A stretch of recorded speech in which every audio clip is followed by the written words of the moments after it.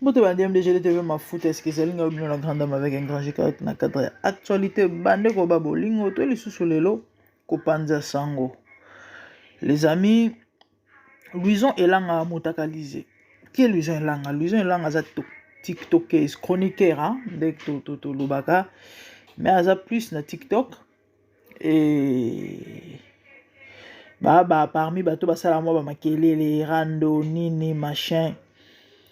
Nde on a biso basupsona ye ke azalaka muto asima mais bino bobika mama ndenge ezalaka ebele te ba assuma ke andima ke non effectivement ngana na muto asima no ya mobali lelo o bandeko ba vidéo ebimi les amis epesi pasi pe mawa malheureusement awawa toko banga bandeko image na nango na eza nango na Facebook na ba page ezotala manango mais TikTok bandeko pardon YouTube azalaka na mo exigence na ba rigueur pardon na ba rigueur ya makasi koleka ba nini ba réseau misusu na yeba kala ba vidéo musu na banda kotia na Facebook na YouTube bando lekate so tche en tout cas ozwa warning message tout ça TikTok kutu koloba te TikTok et accepter nango tout lobaka peut-être que non libabe kweli o ba biso que non loko eza mabe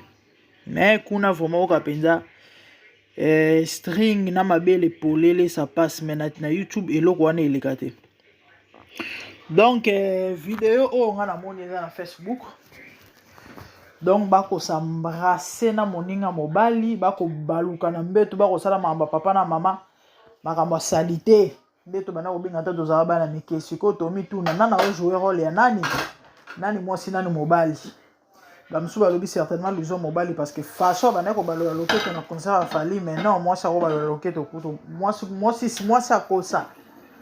Les amis, pourquoi personnellement n'a pas l'émission on n'a pas l'émission au cap on a sentiment au salate n'a pas l'émission au bandeko cap to pesa toli na bana na biso bandeko na biso o balingi via mbangu na uta ko lobango na TikTok récemment webi bato bele bakanisaka soka luki raccourci to pe facilité obonga à tout prix ozwa okoma soki nini bayeba yo et so ke na ona banzela mo mikuzi ya sima ya basi ya barokata kata ebele bakanisa ke ezala facile ou encore le faire au soit succès wana na ebite mbongo wana notoriété tout ce que les gens cherchent là et ezala OK ozui après sili nango non malheureusement mambo ça passe mambo ça passe mambo ça la passe mais que voulez-vous to continuer ka koloba ba oyoka ba ope ba olinga ba oyoka te bon nzamba retourna bango mais nous l'essentiel nous faisons notre travail moi personnellement na osamusa na ngai bandeko na biso oyo bato balingi via facilité ya rapidité abonga tout prix abonga mbangu akoma rapide et belé ya ba influenceurs les amis o penza bayebani 90% mes frères et sœurs baza katina molili basi baroma mibali et mibali baroma basi donc so za mwasi bako imposer obimana baninga basi so za mobali vice versa c'est comme ça monde a showbiz monde ya gwa ya kisi ya lelo ekoma plus ndengwana c'est vrai qu'à les alara nango mais mokilezo évoluer mambozo voler mambozo changer comment la moi mobile hitoro boy abonga za la mwasi ya mobile ya moto abota bana fondé foyer na ye malheureusement so pa bima pena basi eto yebite bon tozwa ka bima na basi mais ya azala pe mwasi c'est triste et regrettable to lobela kutu ba conséquences c'était lelo ezali physique na spirituel ezali et eza très néfaste bandeko bino boko luka vie à tout prix kobongo ya mbangu okoma soki ndenge nini ozala soki nini soki nana ngo ayebi te na mokili oyo toza ya bato qui ne sait pas que kisi etournera toujours mabe. C'est vrai baoyebi biso te omoni ya nango kisi te oyo eza nango kaka mais yo moko oyebi ke non oyo c'est de l'interdit parce que babilo mosusu tosalaka sembla tosalaka sembla te omoni oyo ya nango kisi te eza juste moi formule moi banini moi ba prière mais oyebi na yo oza conscient ke non oyo ya ma mosusu oui toyebaka et babiloko wana bandeko etournaka nango toujours mabe. Qui ne sait pas que mututu asimbaka kisi mututu akota ndako nganga mututu akota loge occultisme tout ce que vous voulez suka na ye ezala nango kaka mabe nani ayebi te mais mawana apasi eza ke bato bakendaka boyebi poane puissance ya envoûtement siko envoûtement ekangaka bato oyo bana nzambe te na bato oyo kosambela eza ya malonga te ane na nzambe mais tantôt plutôt lokolo moko na kati moko libanda ebele bango nde wana nde batombaka bavictime ya baenvoûtement eloko esalaka ke malgré kosimba kisi ezalaka toujours na baretombe bato bakendaka kaka kosimba ezalaka envoûtement sikoyo mpo ozala épargne esengeli ozala na yesu ndeko na ngai naumela na nga te me na oloba no eloko moko ta moto akosa yo te nzambe apambolaka nzambe apambolaka nzambe atombolaka nzambe apesaka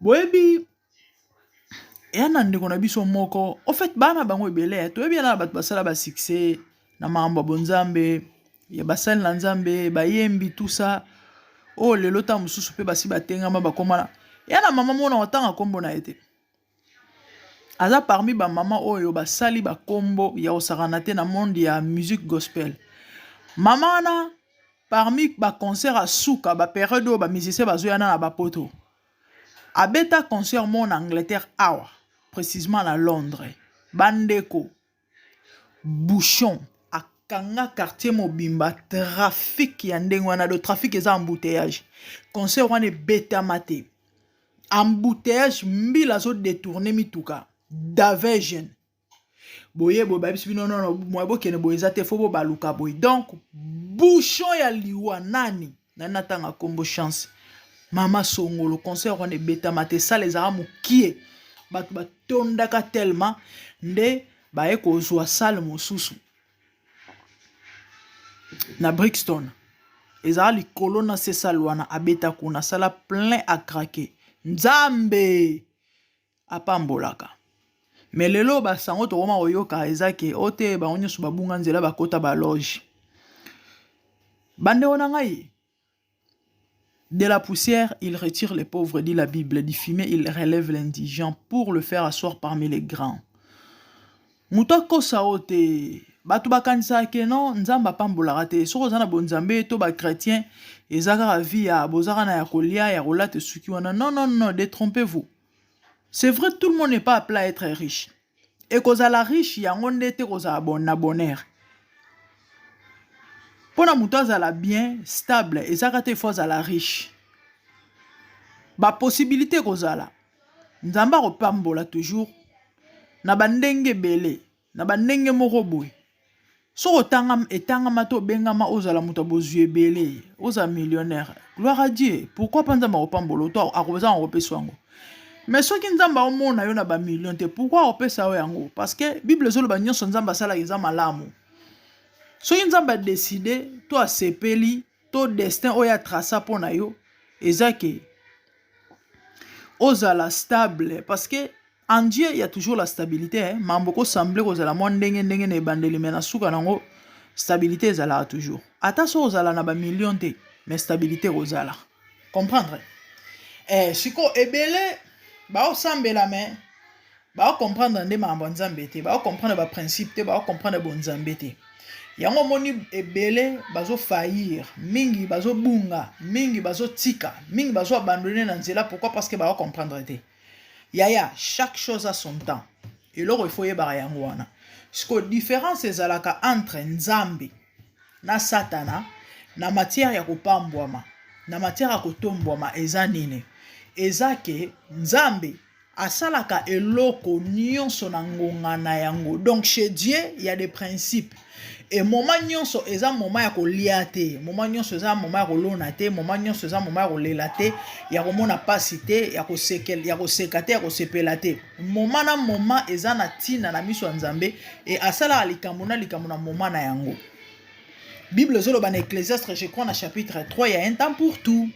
Moment kosekeza ba préciser pe, moment kolela ezali, moment kolona eza, moment kobuka ezali. Donc Dieu marche avec des principes. Sikoyo epa na Satan ezali kuna babuskilaka makambo. Nzamba omona yo par exemple na 2025 osombi ndako. Na 2026 obali, na 2027 oboti par exemple. Et à tracer ndengo wana pourquoi po na bolamu na yo parce que nyonso nzamba sala ezana na tina et nyonso sala ezana malamu Bible ezoloba. Quand tu es avec le Seigneur, mon ami, Nzambe a reçu temps pour préparer d'abord, avant Pambola. Et la préparation, on a passé un moment difficile. C'est normal et puis c'est important. Pourquoi? Pour na apeso forme.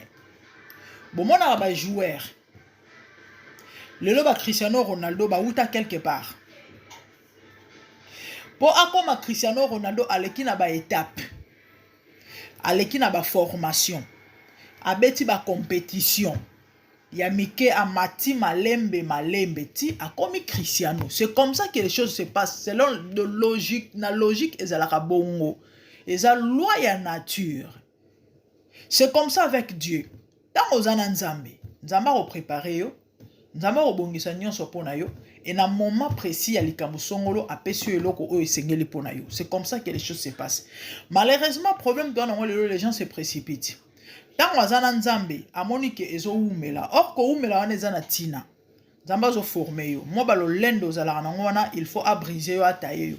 Ba maboko makasino zala na balo couteau zala na mo yibi kindumba e kobo. Il faut aluka asunga yo de façon que lobby. Tant que okoma na mbongo ou encore lobby. Tango ozo musala ya malamu, lobi tango okoma esika moko songolo pakala. Okzala na état na statut moko parfait s'il faut dire, enfin que oyeba ko se positionner. Parce que soko zakara na balolenge ya ba faiblesse ozala nango wana et osala ke o louper ou encore o gaspiller les pambole ya Nzambe parce que Nzambe linga perdre. Tozora oza mutu aba mobulu ebele yo mwana mwasi obima otala tena mibali so osenga Nzambe libala. Crois-tu que Dieu va te bénir avec un mariage? Mais arosa ngote pona kindumba yo zala na lobi so bali libale ko kufa de fond Nzamba sunga yo de façon que oyeba ko se maîtriser, oyeba ko kanga makolo za na mobali moko na domaine nyonso wana ezaka moko ba exemple. Na domaine nyonso ya vie. Siko lelo problème toi na ngoza nini mutu aye azana Nzambe par exemple ou encore zo vivre vie normale neti mutu nyonso amoni ke ana besoin mbongo mais aozo mbongo te mbongo yeumela amoni ke ana besoin neti ya musala to eloko nyonso mto amoni ke zo umela siko à tout prix posa lokoso etindie aluka ngona bandenge moko boy siko neti Satan et pas tout est négociable kuneza likambo tante ya saison te. Oye lelo za na besoin mbongo ba signer so contrat ya makila o sacrifier batu lelo kaka ongindi yango bomoni Florent Pagny musicien mo français yemba lobi na kopesa âme na na diable parce que ici tout est négociable. Donc il y a des gens qui acceptent na sala pacte na Satan na teka na âme na je m'en fous mais l'essentiel ngana nginda na zwa ona na ngoposa sikoyo Yamabe, topé le comble ya bamambwane ezanini. C'est la mort éternelle, l'enfer. Yalibela. C'est là où les bas blessent. Oko sepela, oko zoignon sommet, souka na yango. Yango moni Bible yoba. Que servira-t-il à un homme de tout gagner, mais de perdre son âme? N'habitez so pour comprendre. Ok, no simba kisi. Ou encore pas na bateau ba foulaka bateau ba sukolaka ba sukola yo parce que nyonso wana eza chapeauter l'esprit de mort yo koloba ke no teza na okisi teza ka mo ba nyonso eza na ba conséquences moko parce que Muto azo ko contrôler monde wana nyonso eza maître wana Satana. Ok ba sukola yo, ok ne ba pesa yo ba ozo na facilité, ok ne ba sala na osoki nini to ba sala so pe nini. C'est bien bon. Mais problème ezande fin na yo. Fin na yo.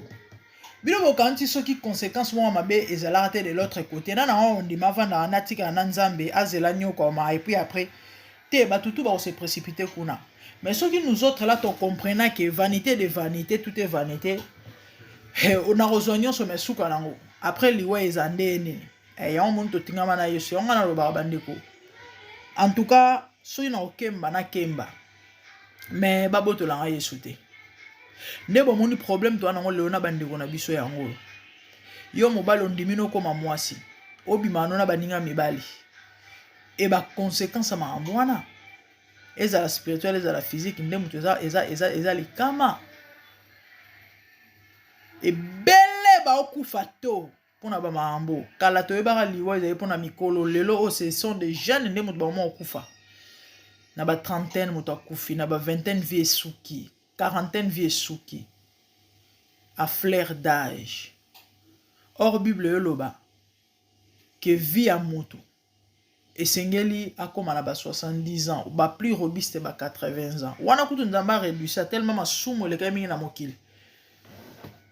Tant le sumo koti na mokili, ba mabe ba ndiko s'accroître nzamba kati mikolo moto 120 ans. Mais ma sumo tellement eyaki ko matali sous plus ba mikolo zo kende ba génération zo changer ma sumo ko mataka nzamba kitisi yango. De nos jours les amis, eza pasi pour mon moto. Allez kabambula wana. Merci et pas na nzambe. Ko nanga bota tata nanga ya mobali a okokisa 90 ans le 28 décembre a okokisa 90 ans. Quelle grâce. Il est encore fort. Il parle normal. À ça la kutu bilanga pour votre information. Ouais parce qu'aligna azala fit abino sera vandi au lembisa et deux fois à l'actif au fait. Il est médecin. Et abangolo nzamba sala mais de nos jours et comment passer au mona mutako mona ba joana. Bat bazo kufato pourquoi vie mbango. Maman, papa, yo zana yesu sepela. Kwa envie yakate bato zo envie ebinde balale la pongite hein. Tous ces gens que vous voyez, boyebi ba butuna ba ontendengezela. Vous pouvez imaginer. De on a biso oyemo mutamane omi filmer pour votre information. Donc on t'impose bosoto et puis zwa bilili yomoko exposé en ope yomoko wana o mata en autorité et folie hein oui que mokilo vraiment na ebité et bato bazo sala tala niveau satan zo manipuler bato ngoya o penda bible zo loba zo benga ba brebis bazo ko mema na boucherie a nzambe sunga libota na yo et a passé eza mawa ami filmé na ye bazo sama ambasalite na moninga mobali ba kolia na bambanga ba kobeta na nzoto na tatami et il est très à l'aise azo sepela azo jouir bisengo bilengi inkele bozana boyambi sia bana mibali bana basi bandoki bande de sorciers. Vous devez vous repentir hein avant que ça soit trop tard. Na tombe repentance ezalaka te yo na yebi te ozelaka soki nini mpo bongola motema yebaki na tombe repentance ezalaka te c'est maintenant ou jamais oyebi te après koyoka émission nini ekoma lobi yango nzambe azo interpelle yo bandeko je crois que nalobi ebele hein j'ai tout dit na mwangonga moke ondeko na biso Louison Elanga mutakalize balobi plus de 15 vidéos et tambola ya ye na monika moko donc eza ma mingi ya pasi pour la génération oyo tokende wapi. Donnez vos vies à Christ hein? Jésus est la solution. Avantage aux nzambe eza ke yaya okozanga mpiaka okozana eloko te ma ozana kimia. C'est ça l'avantage aux nzambe to mna biso na suka. Moi, c'est la grande dame, mais si c'était votre première fois, n'hésitez pas de vous abonner massivement, partager surtout. et activez cloche pour rater l'autre. Commentez. Et si vous avez des suggestions, allez-y. Tout le monde a une belle merci, au revoir, bye.